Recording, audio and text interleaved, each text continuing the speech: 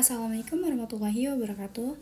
Good morning everyone. Thank you for your time. Let me introduce myself. My name is Lina Octavia with NPM number 2341122. In this occasion, I will discuss one of important topics in statistics, which is about data distribution size. Let's start.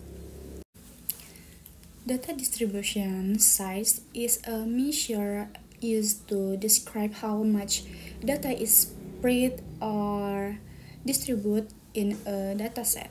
This is an important element in data analysis because it provides information about variability and data distribution patterns. For example, when we analyze monthly sales data, distribution measures help us understand whether sales are stable or fluctuating every month.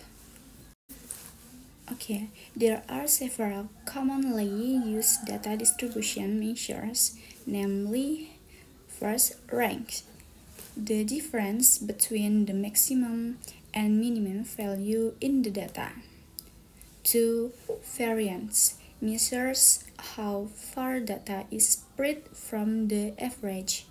And 3. Standard deviation. The square root of the variance is often used for particle interpretation. For the fourth, interquartile rank, or IQR, the difference between the third quartile and the first quartile, which show the distribution of data in the middle of the distribution. Each measure has its own use depending on the type of data and the purpose of the analysis. Okay, next application in real life. Data distribution size is used in various fields. For the first, economy, to analyze market price volatility. And next, business, understand sales or revenue fluctuation. And then social science, measuring income inequality or difference in educational results. And then science, looking at the variability of experimental results. The understanding of data distribution is very important to make better decisions based on data.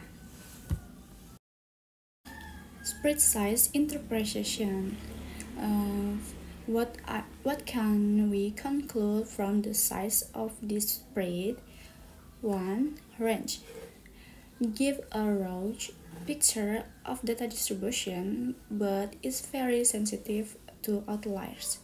2. Variance and data deviation. The smaller this value, the closer the data is to the average. Standard deviation facilitates interpretation because it is in the same unit as the original data.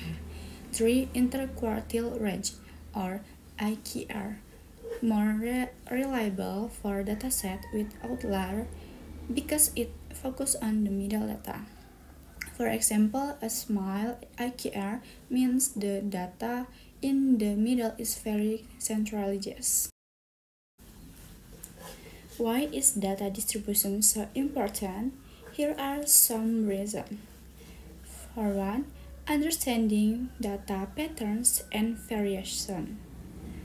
Data distribution shows exciting patterns such as whether the data is concentrated in one area or spread widely.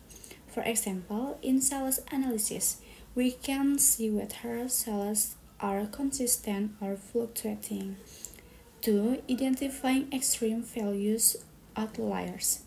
Extreme values can affect the result of statistical analysis. With data distribution, we can recognize outlier and analyze whether the value is important or should be ignored. 3. Statistical method selection basis. Many statistical methods rely on Cartan data distribution.